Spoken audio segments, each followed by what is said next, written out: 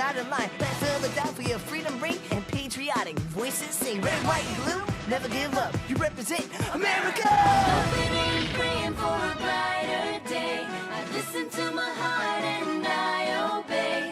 How can I see it any other way? I'm looking at a light with my own eyes.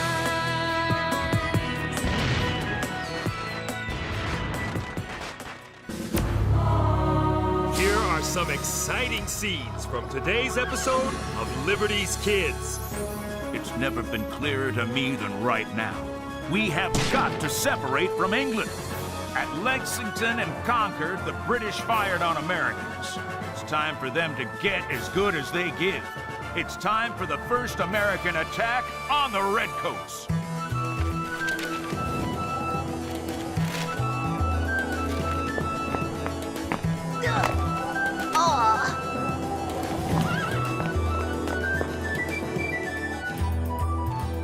Moses, I'm a journalist, not a workman.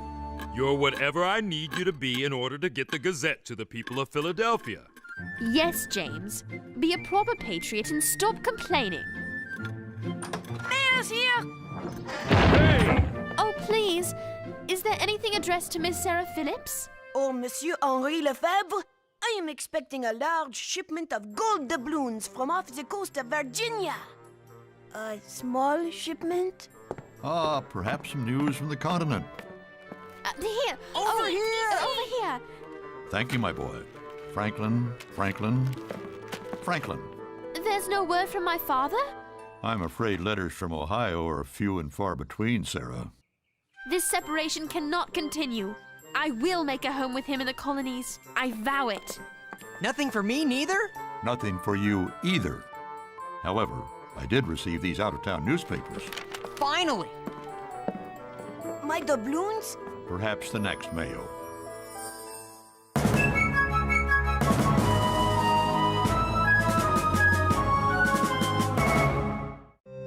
Look at this! Forced from their homes? Where? The New Hampshire Grants. Where's that? Up between New York and Canada. Beautiful country. They call the hills up there the Green Mountains. Fine logging in the Grants. Fine maple syrup, too. Maple syrup? Listen, ejectment coming thick and faster. Women sobbing and lamenting, children crying, and men pierced to the heart with sorrow and indignation at the approaching tyranny. Now that's newspaper writing. It's by someone named Ethan Allen. It sounds to me like Mr. Allen is hyperbolizing in an effort to inflame the emotions of potential traitors to the crown. What did she say? She said, something I wouldn't lower myself by repeating. She said, Henri, that this man Allen is a liar. He sounds to me like a patriot. He sounds to me like a loudmouth, as does someone else I know. James, Sarah. Allen might be exaggerating, but he's not lying. Allowing people's land to be taken out from under them. The Redcoats aren't using muskets this time, but they're firing a broadside at us nonetheless. I've been wondering where the next hostilities with the Crown might take place. This could be our answer.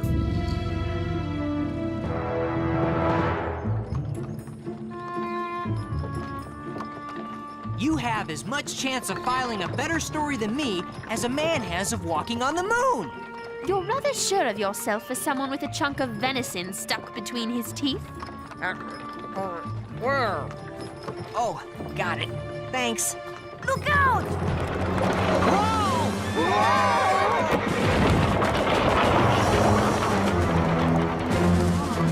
Oh, that was scary.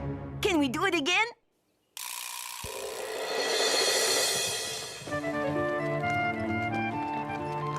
This would be an absolutely lovely place for my family to make a home.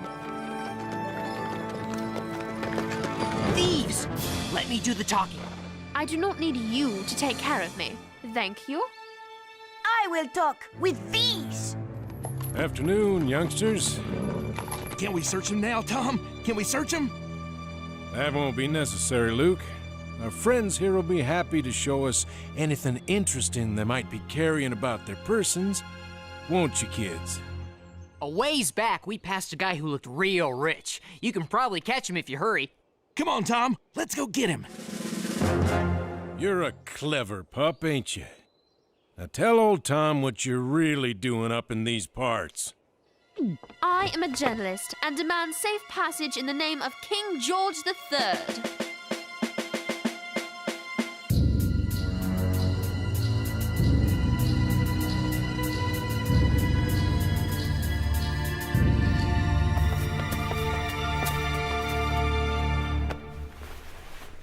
I demand to meet your leader. And I demand to meet your cook. You boys trap game in the woods and don't invite me to the feast? May I assume that you are the leader of this vile band of kidnappers and thieves? Some of the boys might take offense at your characterization, but yes, I'm their leader. My name's Ethan Allen. Ethan Allen? Ethan Allen?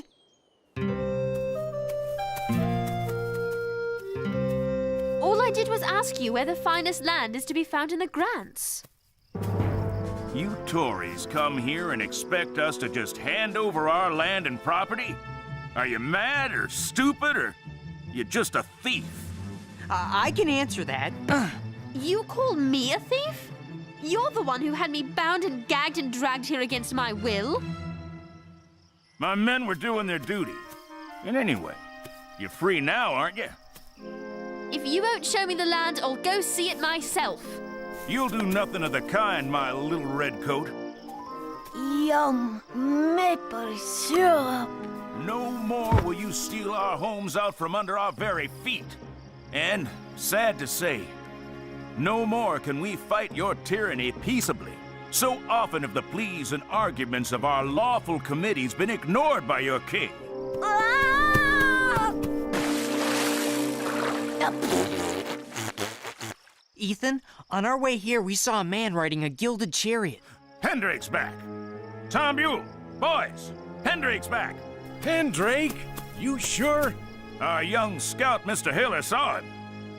Miss Phillips, it looks like you'll get to see a fine Grants home after all.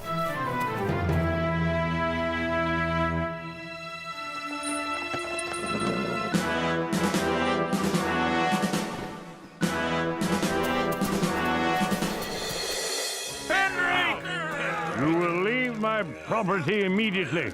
We cannot leave your property because we are not on your property. You, Arthur Pendrake, are a snake infesting our Eden.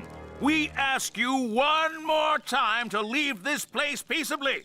In the name of the Governor of New York and the King of England, I will not budge, sir. What will he do? Better get down. Take him, boys! Come on!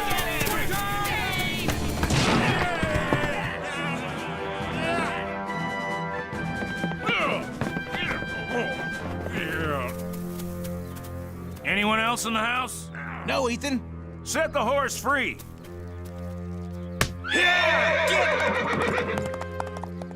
This isn't right. It isn't fair. I'm glad you're here, little redcoat. You're about to learn something about fairness. Arthur Pendrake, we the people of the New Hampshire Grants have resolved to offer a burnt sacrifice to the gods of the world. Time to burn the house. This is barbaric. If you're intent on driving this good man out, why don't you simply let the earlier occupant move back in? Let's ask the earlier occupant. Tom? If I did that, they'd just throw me and my family out again. That thief would be back. Right back inside a house I built for my wife and children. Maybe this'll show him we mean business. Ethan? Give me the torch. Sorry, Tom. So am I. I built this house for freedom. Now I burn it for freedom.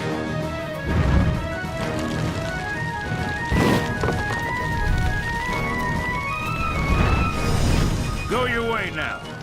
To the devil with your governor, laws, king, council, and assembly. Ugh.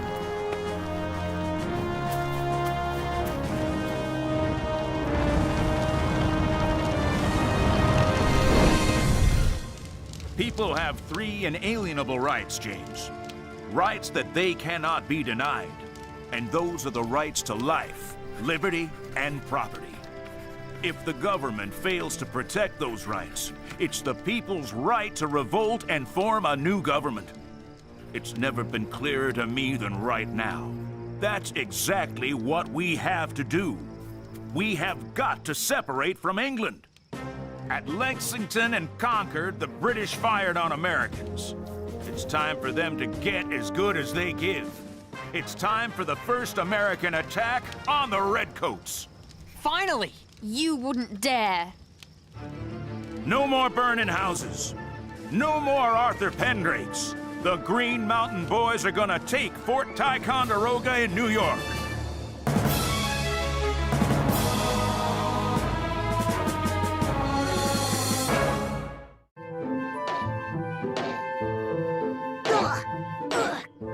If they won't give me maple syrup, I will get my own! Sacre bleu!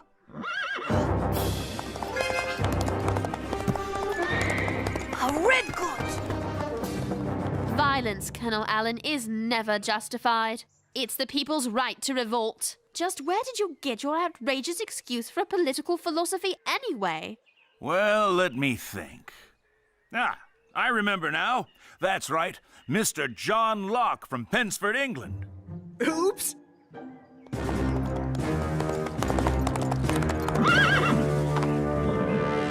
Am I addressing Colonel Allen? You are? I am Colonel Benedict Arnold.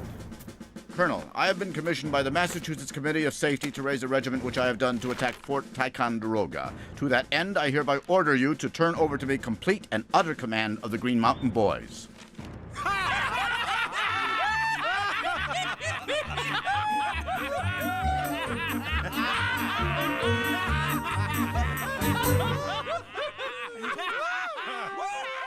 Well, Colonel, with all the respect due a man of your high rank and obvious importance, I formed this battalion, these are my men, and I'll be darned if some little red peacock is gonna strut in here and start giving them orders.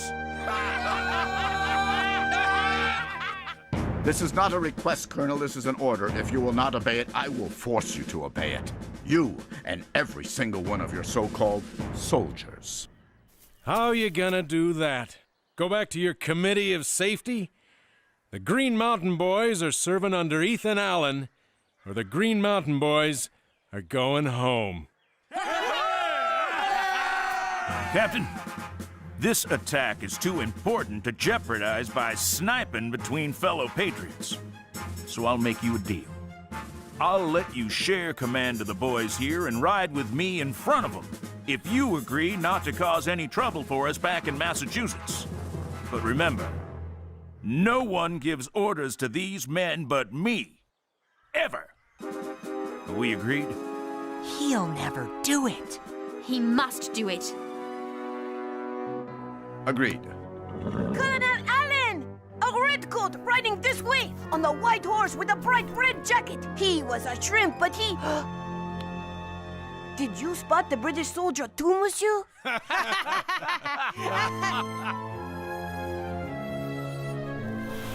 I decided to attack Fort Ticonderoga for two reasons. First, it's cannon. If we can capture the British cannon, with all due respect to you, miss, we can transport them to Boston. And send those redcoats halfway back to England with their own artillery. Second, if we control Ticonderoga, we control the main waterway into the colonies from Canada.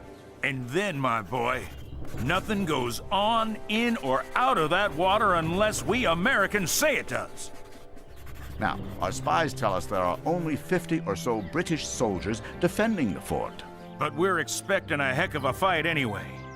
And let me say one thing to the good people of Philadelphia. Brothers and sisters, there ain't one Green Mountain boy on God's green earth who ain't prepared to meet his maker up there in that fort. Because, Miss Phillips, every man here, no matter how uncouth, how rough, how rude, is profoundly committed to fighting for America's freedom to the last beat of his heart. Colonel Arnold, I wonder if I might ask you a favor? Yes, Miss Phillips? Colonel, I request permission to join you and the Green Mountain Boys in your attack on Fort Ticonderoga. Might I be permitted to accompany you on your attack? I'm afraid that's out of the question. Son, what you're asking is highly irregular. Sir, with respect, the people of Philadelphia need to know the story of the colony's first attack on the Crown. Sir, the people of Philadelphia need to know the story of America's first attack on the tyrannous mullions of King George III. That's minions.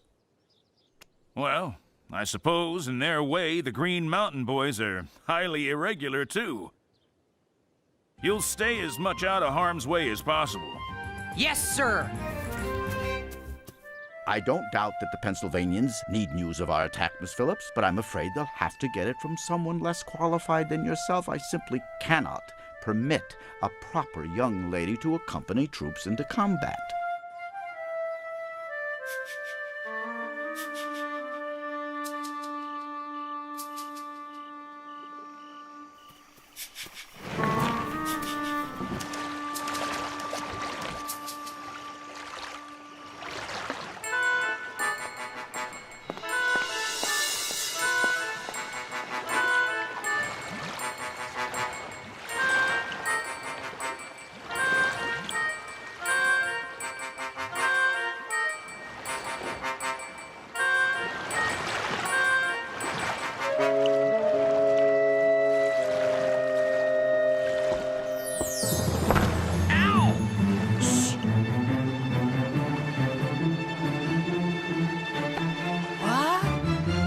You didn't really think you'd be the only one getting this story, did you?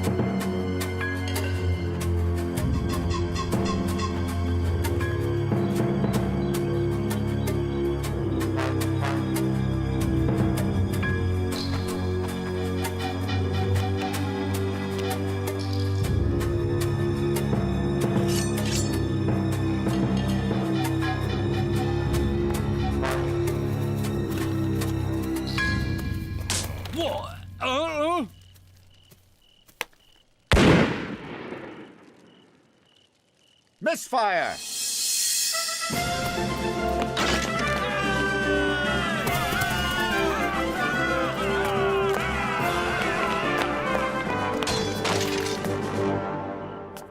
Mercy, sir, mercy! Take me to your commanding officer. Now! All right, all right.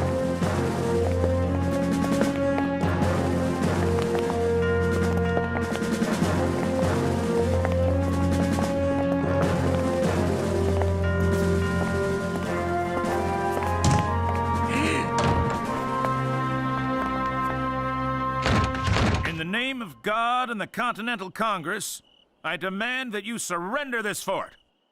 Come on out, you old rat!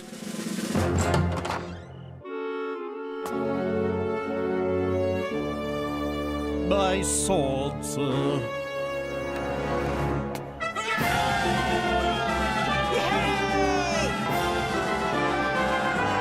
Take prisoners! Gather all weapons, artillery, and ammunition! That's an order. Well, go on, boys, and find the rest of these redcoats.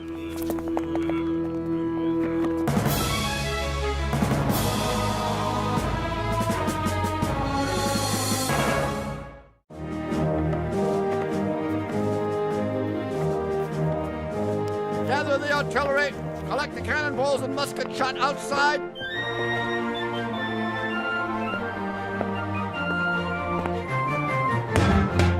An inch to the left, and you'd be heading for a court-martial in Boston. Oh, so sorry, sir. I notice you got your story after all, Miss Phillips.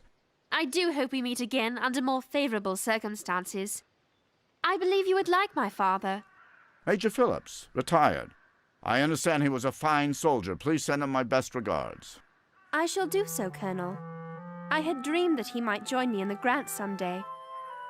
But I have recently learned that the New Hampshire Grants are no place for our family to make a home. We'll eat heartily tonight. Look at all this food. No wonder the Redcoats didn't fight us. They were too fat and happy from all this jerky. All this without firing a shot!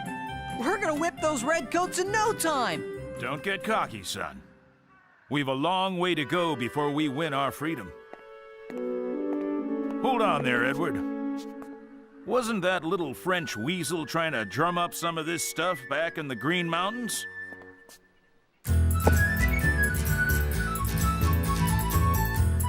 Dr. Franklin will put my story on the front page. He'll put mine on the front page. Dr. Franklin is many things, but he is not insane. Papers ready.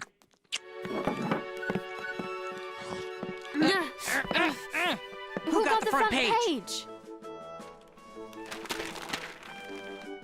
You both did.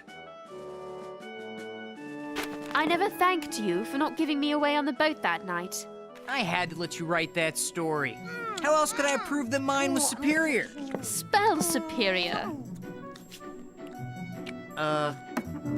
Gee, these flapjacks look good. Oh, I imagine they are.